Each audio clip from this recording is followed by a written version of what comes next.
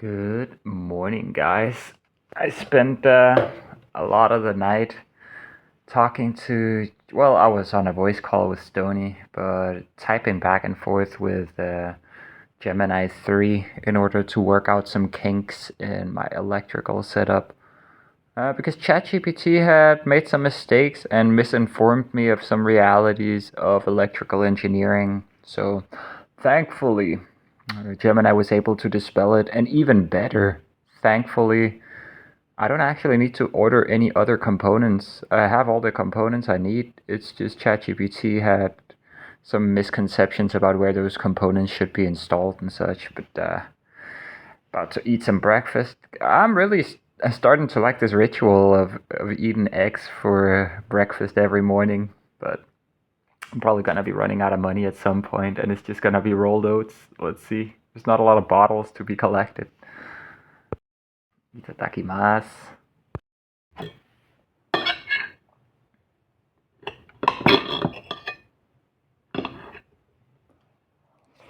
Mm.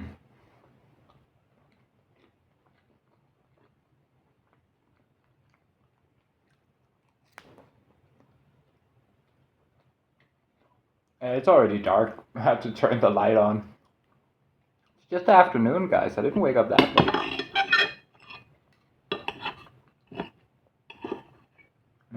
The runny yolk.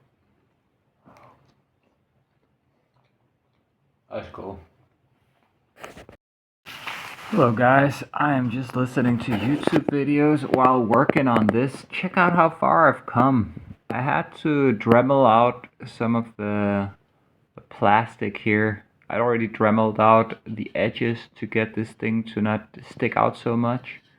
But yeah, I also had to Dremel off a little bit here so it wouldn't be in the way of the module. I've also drilled holes. And there was already one guide hole over here that I used, and then I just drilled another one, and this one I have to figure out something because it's not sitting right, and then I drilled another one here. Let me just show you. Alright, here we go. You can see I drilled this hole, and I also used a little grinding tool so there would be no metal edges or anything. Over here it just goes through one of these bars. I drilled that one over there, and then this one is the guide hole I used. These two holes already existed here. I tried arranging the module to be sitting this way, but it couldn't actually properly sit in here. I mean, it looks like it can, but it actually can't. It's gonna be contacting the edges here and all kinds of stuff. So I figure this is a more advantageous orientation. Of course, the screws are not going to be sitting this way. The screws are going to be the opposite way, or the screw heads are going to be on the other side of the body for the final installation on this side. And then on top here, we're going to have some of these motherboards, the 3mm standoffs. It's basically just an M3 hex screw. But it's going to be the opposite way around. So there's going to be a hex screw where there already is one, but then there's also going to be one on the top here, so it'll fix the module to the frame. Another thing I've done, this is actually pretty ingenious. I made this thing, I'm not sure if you can actually see, but there's like an outline around here, which signifies, here, let me show you. So I made this piece of paper here, cut it out so that the XT90E-M connector would be able to fit through here. And then I basically just started pressing the edges here so I could see the profile and where the holes go for this panel connector, whatever you want to call it. And then what I can do is I can take this piece of paper off, like so, and then I can get an idea about how much space the connector would take up, where it would be best to put it, and then I can fill this in with color so I know what part to angle grind away, because the Dremel tool is just not sufficient for this. I'm using an angle grinder. Another trick I used just to be able to understand that there would be no clearing issues because the module is going to be sitting in there. I actually took these connectors and then I placed them because they have this edge. So I took them and I placed them here just to get an idea of how far into the body the positive negative terminal would actually stick out.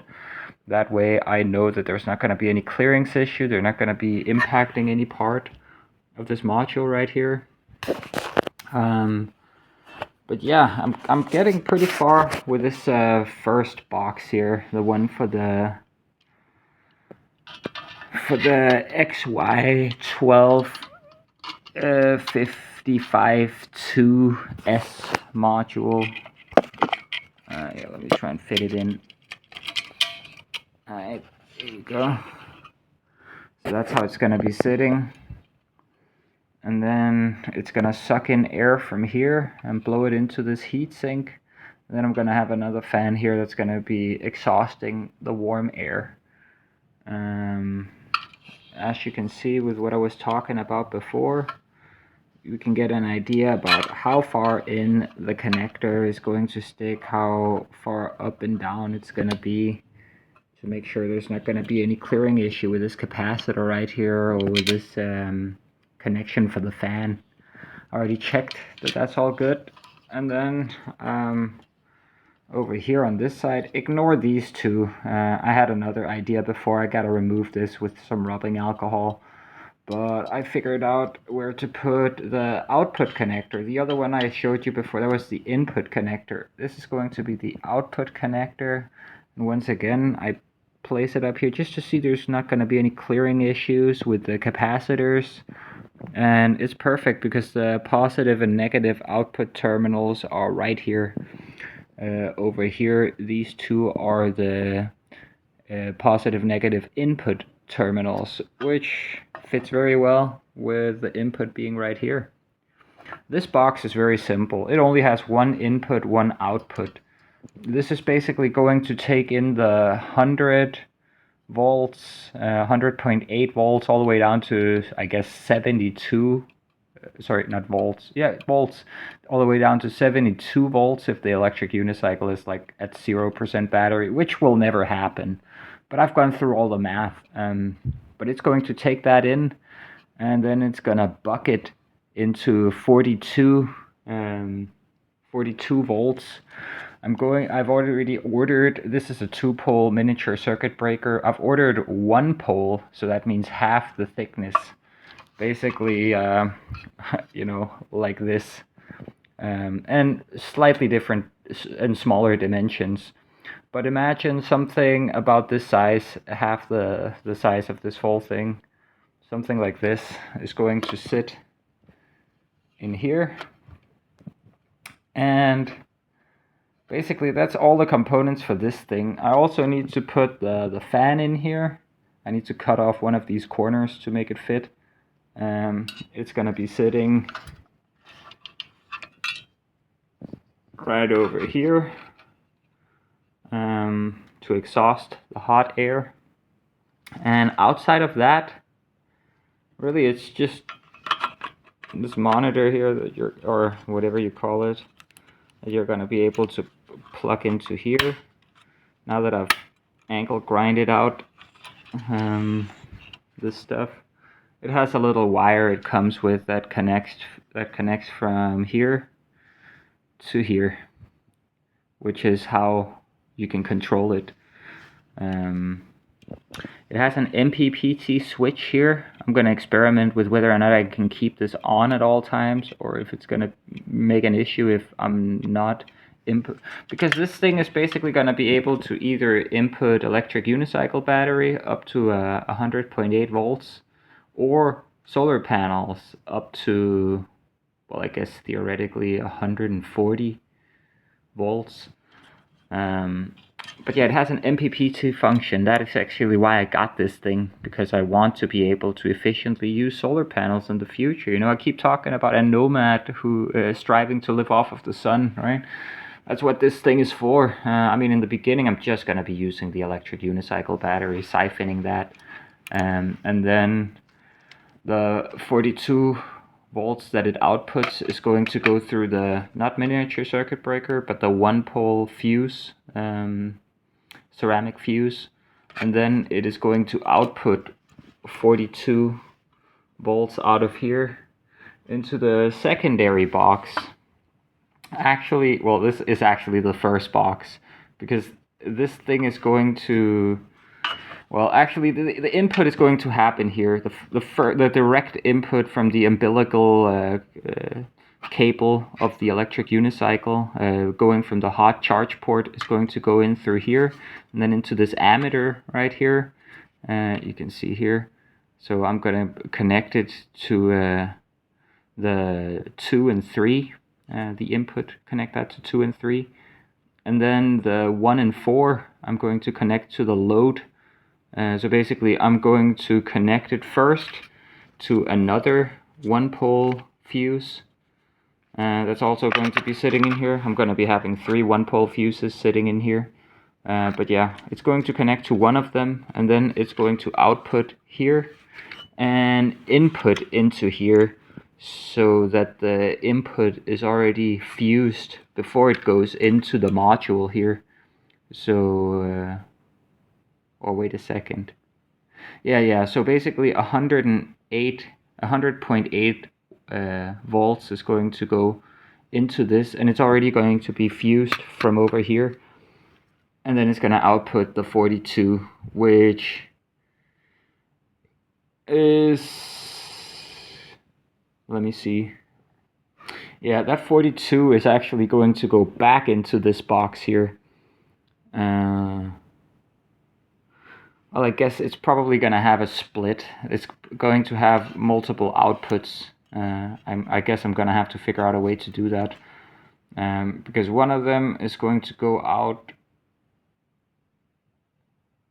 and because that is already fused. Yeah, there's still some, I'm not ready to explain all this through right now. But it's because, okay, so let's say we have a Y splitter here coming out of this output connector. One of them is going to go back into this box right here, because in here we're going to have, here, let me show you. We're going to have this secondary buck converter, which is going to take in the 42. It's going to be sitting inside of this one. It'll take in the 42 that's coming out of this box, and then it's going to buck it to 30. Why 30? Well, let me show you. Do I have it in here? Nope. There we go. The 42 is going to go into this thing sitting in here, and then it is going to output 30, which is going to go in here via the XT connector. And then this thing, I mean, of course, it's going to be fused first. One of those 3 fuses I talked about is going to be a 12 amp fuse for this thing. So into the fuse first, like 42 out of this, into the 12 amp fuse, into this thing. This thing is now fused properly. It'll output 30 into this, and this thing will be able to output up to 140, basically all the different USB-C standards, and up to like 68 watts up here, basically the highest possible speed USB that basically no devices are capable of handling. But that means I'll be able to connect splitters to basically all of these ports in case I got, you know, a large group of people that all need to charge. This thing can output up to 280 watts combined. And then in here, I'm also going to have another fuse for the inverter. I don't have the inverter right here. The inverter takes 30 to 45 volts, and one of the the 42 is going to go in here into the fuse, and then out into the inverter. And what else? Oh yeah, also I'm going to have two ideal diodes before the umbilical cable of the electric unicycle connects to the ammeter. I'm going to have two ideal diodes in series, just in case one of them fails, going in here, and then onwards into the fuse, and then onwards into this. I have thought through all the security very much, so also on the input side over here, I'm going to have some bleed resistors to be able to drain this thing, because if I feed this with 100.8 volts, it's just going to sit there for a long time before it dissipates. So just to not be carrying around boxes that have components with very high voltages, I'm just going to have like a 20 kilo ohm bleed bleed resistor here to slowly drain this thing when it's not in use. What else? What other considerations have I made? Oh yeah, I guess these things came with the metal boxes. These are because these boxes are for another power supply. These are for the DPS 5020. And all I'm going to use this for, I'm not going to use the input and output part of this. I'm going to simply use these for the 5-volt output to the fans. So I'm going to have to mount this somewhere. And then connect the fan, which is going to be sitting there. And these things can actually take in a very high voltage. Considering this one is always going to be outputting 42, I can basically just directly connect this thing via the input positive negative, connect that in parallel with the output, so that this thing will basically always be powered when this thing is powered. And then on the fan, I'm going to be in series with the positive connection. I'm going to be using one of those, I forget what they're called, but it's this component where if it detects that it's more than 40 degrees, then it'll close the circuit. And so the fan will be, the circuit of the fan will be closed and it'll start spinning.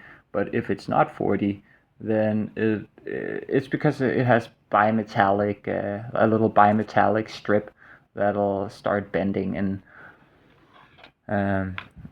finally close the circuit, allowing electricity to flow through. So these fans are going to be temperature controlled. I'm also going to be installing one in series with the positive wire of this cable for this fan here.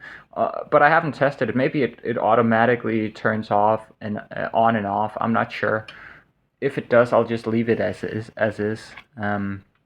But yeah, I don't want to be listening to these fans if it's not too hot. It's not like I'm going to be pulling 2000 watts all the time on these. But yeah, things are moving along.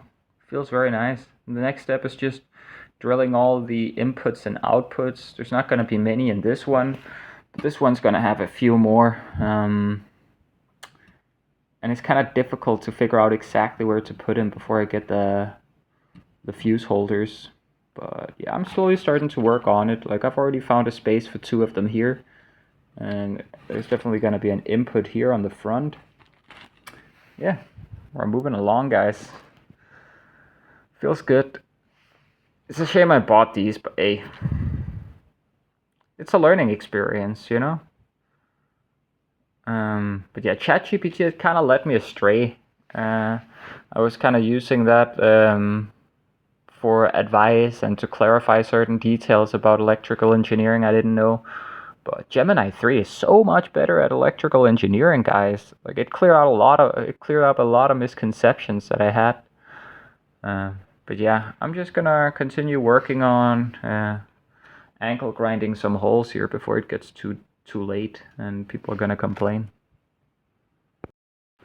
Oh yeah, another thing I had to do is basically a lot of these little metal points that have been soldered were sticking out too far, so I had to take this these old shitty ass pliers and cut off some of the ends. I will also be coding where this thing is going to be sitting. Let's see. Yeah, I'm going to be coding the underneath and also this side right here, because I feel like this positive and negative connector are way too close to shorten on this piece of metal here. But thankfully, you know me, I got fucking everything.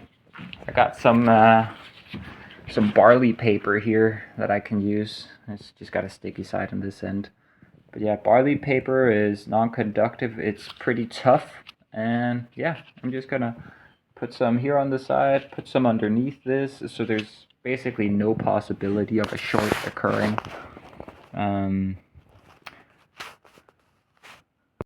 Hey guys, I'm coming out of the supermarket. I just went in to get some cheap rye bread. These guys always got cheap rye bread, and then I realized I also need sugar. I had to take it on the cart because I don't have any cash or any bottles right now. Oof, starting to run low. I had to pay for internet as well. God damn. But I've been busy today, you know. I wanted to work on the electrical setup, so no bottles. And it's raining like crazy. I don't really feel like competing over a couple of bucks in the rain, you know. So I'm just going back home. Alright guys, check it out. I cut the first hole for the metal box here. Also, I figured out, you know what? I think I'm fine. I'm actually gonna end up stacking these two boxes. Of course, they also have these shells, but I think I'm gonna stack them on top of each other like so, and then also include this one over here, and basically have them all fixed together, so they're all gonna be a single unit.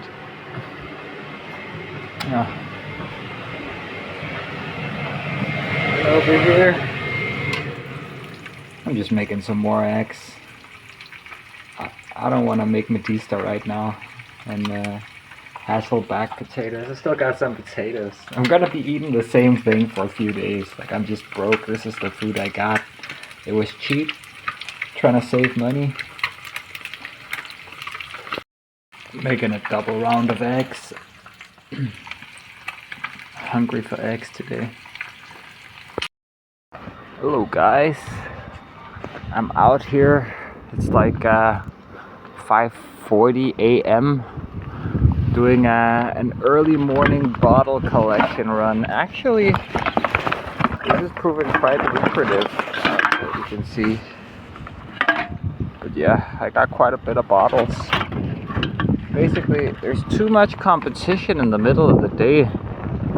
Like, with the exception of the weekend, basically it doesn't make any sense to try and compete during the day, because so few people actually drink stuff and leave the bottles, and so many people are collecting bottles that at this point I'd rather just stay up late. Actually, I'm not staying up late just because of the bottles.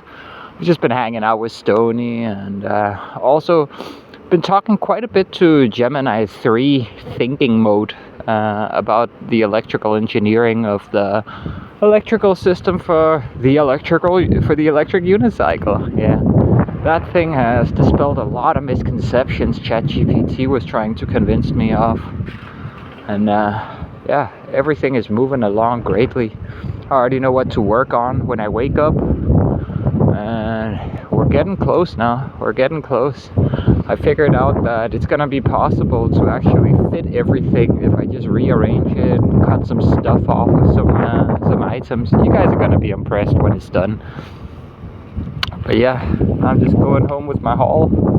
I don't know, maybe there's like 25 krona or something like that. If I can just do that every night, I should be able to sustain myself until I get that study money. Yeah, I got data, even though I'm burning through it, and I got food. Basically all I have to buy is just a little bit of sugar or milk or rye bread or something like that here and there, at least for the foreseeable future.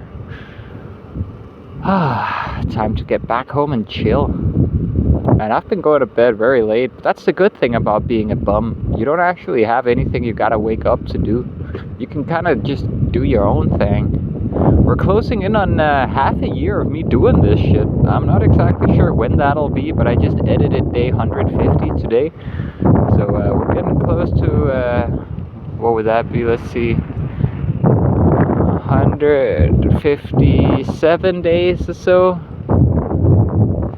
It's gonna be half a year. Yeah, 157, 58. So yeah, I'm almost been doing this now for half a year with no income. I think that's pretty nice, especially considering I've acquired stuff on the way. And the electrical setup is coming along, and I'm making some more realistic plans economically for how to do this prolonged without having figure all kinds of stuff out. Just getting that study money. Oh my god, it's gonna make life so easy. But yeah, I'm sorry about that content being kind of boring. A lot of apartment